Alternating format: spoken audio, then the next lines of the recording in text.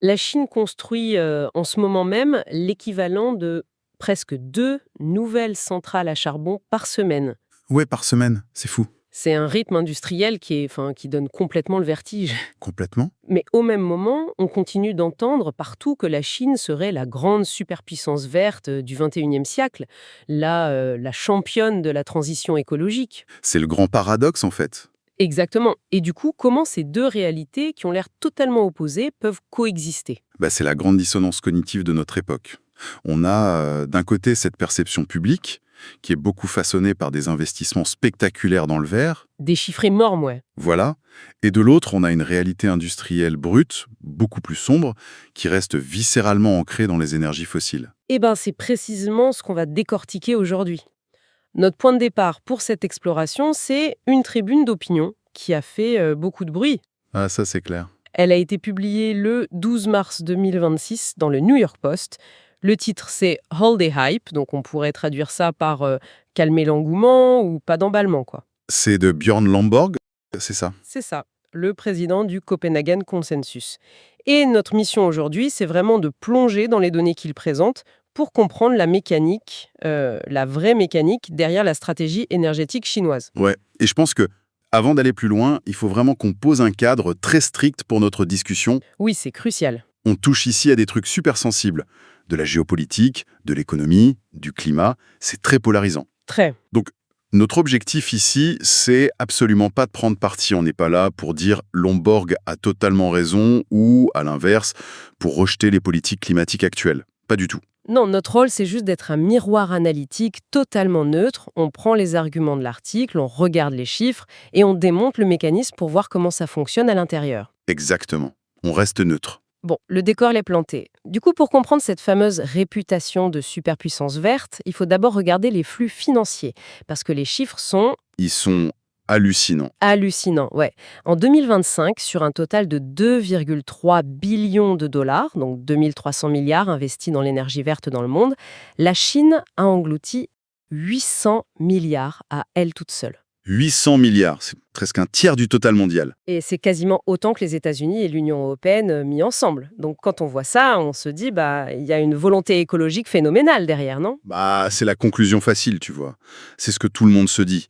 Mais l'article explique que quand on relie cette avalanche d'argent à la situation économique récente de la Chine, l'histoire n'est plus du tout la même. Ah oui, avec la crise immobilière. Voilà, c'est ça. C'est pas une révélation écologique soudaine qui a déclenché tout ça. C'est une crise systémique grave.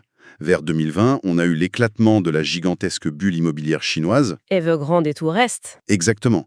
Des secteurs entiers de l'économie, qui survivaient juste grâce à la construction frénétique de logements, se sont retrouvés complètement paralysés. Ok, donc on a des masses de capitaux qui dorment. C'est pire que ça. On a des masses de capitaux qui cherchent désespérément un nouveau refuge pour éviter le crash total. Et donc, l'État chinois a redirigé toute cette puissance financière vers les technologies vertes. Et surtout, Vers les panneaux solaires, j'imagine. Surtout vers l'industrie solaire, ouais. ce qui a créé une situation économique complètement dingue. En fait, imaginons, c'est comme si tous les investisseurs d'une ville perdaient leurs économies dans un crash et, par pure panique, ils décidaient tous le même jour d'ouvrir des boulangeries industrielles géantes dans la même rue. Juste pour placer leur argent quelque part. Voilà. Juste pour faire tourner l'argent. Le résultat physique de ça, c'est une surproduction complètement absurde. L'analogie de la boulangerie est super bonne, parce qu'aujourd'hui, la capacité de production solaire de la Chine, c'est plus de 2 fois les besoins du marché mondial tout entier. 2 fois les besoins mondiaux. Ouais, et financièrement, c'est un désastre pour le secteur. L'Agence internationale de l'énergie dit que chaque segment de la chaîne d'approvisionnement du solaire est en train de perdre de l'argent en ce moment. C'est fou. On parle de marge négative, genre moins 20% ou pire. Il y a déjà plus de 40 boîtes qui ont fait faillite et les effectifs ont été coupés d'entière. Mais attends, faisons une pause là-dessus. C'est pas logique. Pourquoi? Si une industrie perd de l'argent sur chaque panneau qu'elle fabrique, avec des marges à moins 20%, la logique économique de base, c'est de fermer l'usine. Pourquoi ils continuent à faire tourner ces usines zombies à fond pour inonder un marché qui est déjà plein à craquer? Parce que la notion de viabilité en Chine, ça ne marche pas comme chez nous. D'accord. En Occident, la rentabilité trimestrielle, c'est la loi. En Chine, c'est du capitalisme d'État. L'auteur souligne que le gouvernement chinois est tout à fait prêt à subventionner des usines à perte pendant 10 ans si ça permet d'écraser toute la concurrence internationale. Ah, donc ils absorbent les pertes aujourd'hui pour avoir le monopole demain. Exactement. C'est une guerre d'usure. C'est une stratégie de domination pure et simple. Ok, je vois. Mais au-delà de l'argent, l'article soulève un point physique très concret qui casse un peu l'image du panneau solaire super propre. C'est que cette fabrication en Chine dépend massivement du charbon. Ah oui, là on entre dans la chimie industrielle. Pour fabriquer un panneau solaire, il faut du silicium ultra pur. Ouais, Et pour avoir ce silicium, il faut faire fondre du quartz dans des fonderies immenses. Le truc, c'est que ça demande une chaleur constante, autour de 2000 degrés Celsius. 2000 degrés. Ouais. Et c'est un processus thermique continu. Si la température baisse ne serait-ce que d'1 degré, tout ton lot de silicium est ruiné. Ah, ouais. Ce qui veut dire qu'on ne peut absolument pas utiliser du vent ou du soleil pour alimenter ces usines. Bah non, le vent s'arrête, un nuage passe et ton usine s'arrête. Il faut de la puissance brute, constante. Voilà. Et cette source d'énergie qui ne coupe jamais, en Chine, c'est le charbon. Donc, en pratique, pour chaque méga fonderie de silicium qu'ils ouvrent, ils doivent construire une centrale au charbon dédiée juste à côté pour garantir cette chaleur. C'est quand même paradoxal. On a cette vitrine super écolo qu'on exporte partout, le beau panneau solaire, mais l'usine qu'ils fabriquent recrache du CO2 non-stop. C'est exactement l'argument de Lomborg. La façade est verte, mais les coulisses sont noires de charbon.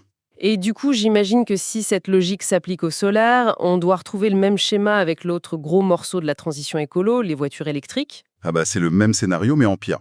L'industrie automobile en Chine, aujourd'hui, c'est presque 1/10 de leur PIB.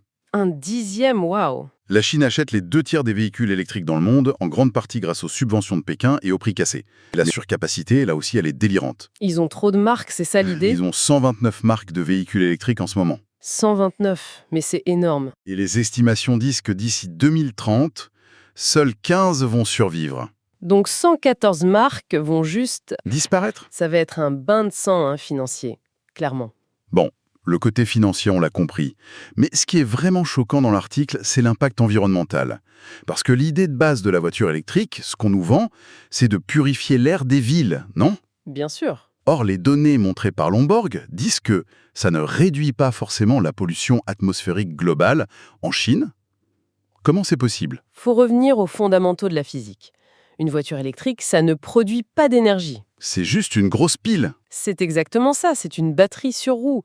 Donc le bilan écolo de ta voiture, il dépend à 100% de comment l'électricité qui charge cette batterie a été fabriquée. Et comme le réseau chinois tourne au charbon, Voilà, c'est le réseau qui pollue. Donc en fait, si on résume, on est juste en train d'enlever le pot d'échappement de la voiture pour le remplacer par la cheminée d'une centrale à charbon un peu plus loin. c'est exactement l'image. Aujourd'hui, les moteurs essence modernes filtrent quand même pas mal de trucs. Donc oui, en passant à l'électrique, la Chine a baissé ses émissions d'oxyde d'azote, les NOx, d'environ 1%. Ok, 1%, c'est déjà ça. Ouais, mais en échange, pour recharger toutes ces batteries la nuit, ils brûlent du charbon de mauvaise qualité à fond. Résultat, le dioxyde de soufre a bondi de 10%. Attends, le dioxyde de soufre, c'est ce qui fait les pluies acides, non? Exactement. Plus acide, problème respiratoire grave. Et les particules fines ont augmenté de 20%. C'est terrifiant. Donc le centre-ville de Shanghai a peut-être un air un tout petit peu plus pur, mais les provinces industrielles autour étouffent. C'est un déplacement de la pollution, géographiquement parlant, mais c'est pas une élimination. C'est pour ça que Lomborg dit que si on ignore la source de l'énergie, parler de technologie verte, c'est juste une illusion. Ce qui nous ramène à la vraie stratégie chinoise. Si le solaire et les voitures électriques dépendent du charbon, ça veut dire que l'écologie n'est pas du tout leur priorité. C'est un pragmatisme économique brutal. Totalement brutal, ouais. Leur but, c'est la croissance par l'énergie, peu importe où elle vient. L'article donne des chiffres historiques super intéressants là-dessus. Lesquels? En 1971, la part des énergies renouvelables en Chine, c'était 40%. 40%? Mais on dirait un modèle écolo parfait. Sur le papier, ouais. Mais en 1971, la Chine était un pays très pauvre, très rural. Ces 40%, c'était pas des éoliennes e-tech. C'était quoi alors? C'était de la biomasse. Les gens brûlaient du bois, des broussailles et des bousses de vaches pour faire à manger. Ah ouais, d'accord. C'est la pauvreté énergétique absolue en fait. Exactement. Et dès que le pays a commencé à s'industrialiser pour devenir l'usine du monde, cette proportion a chuté. Il leur fallait de la vraie puissance. Il fallait une énergie dense, pas chère et constante. Le charbon a tout écrasé. En 2011, la part du renouvelable avait plongé à 7,5%. Et aujourd'hui, avec tous leurs investissements, Steve. Aujourd'hui, malgré les 800 milliards dont on parlait, c'est remonté à peine à 10%. Les énergies fossiles représentent toujours plus de 87% de leur consommation totale. 87%, c'est énorme. J'ai lu dans l'article que si on continue à ce rythme, faire une vraie transition énergétique en Chine, ça prendrait 400 ans. 4 siècles, ouais. C'est pour ça que le terme de transition énergétique est faux pour la Chine. C'est de l'addition énergétique. Voilà, c'est le mot parfait. L'addition. Pékin veut de la croissance pour maintenir la paix sociale. Pour ça, il faut de l'énergie, donc ils prennent tout. Ils font du solaire, Oui, de l'éolien, oui. mais ils ouvrent aussi des mines de charbon. Ils importent du pétrole, ils achètent du gaz. Les renouvelables ne remplacent pas le charbon, ils s'ajoutent par-dessus pour nourrir cette faim d'énergie qui ne s'arrête jamais. Mais, et c'est un grand mais, le charbon et le pétrole, c'est bien gentil, mais ça pollue, et surtout, ça s'importe. C'est leur grand point faible stratégique. Exactement. En cas de conflit géopolitique, un blocus maritime et le pays s'arrête. Et c'est là que l'analyse de Lomborg devient fascinante, parce que le vrai atout maître de la Chine pour le futur, la vraie révolution, c'est pas le solaire, c'est le nucléaire. Ah, le nucléaire. C'est là que la comparaison avec nous, en Occident, fait vraiment mal. Vas-y, explique-nous. En Occident, depuis les années 80, construire une centrale, c'est devenu un cauchemar absolu. Administratif, financier.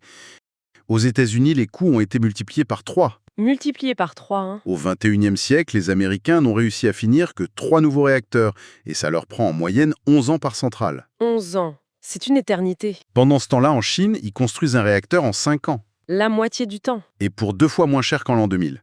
Ils sont passés de 3 réacteurs en activité en 2000 à 60 aujourd'hui. Et ils s'arrêtent pas là, si j'ai bien lu. Oh que non, ils en ont 37 en construction actuellement, c'est la moitié de tous les chantiers dans le monde, ils en prévoient 42 de plus très bientôt, et 146 autres sont à l'étude. C'est une chaîne de montage géante, en fait.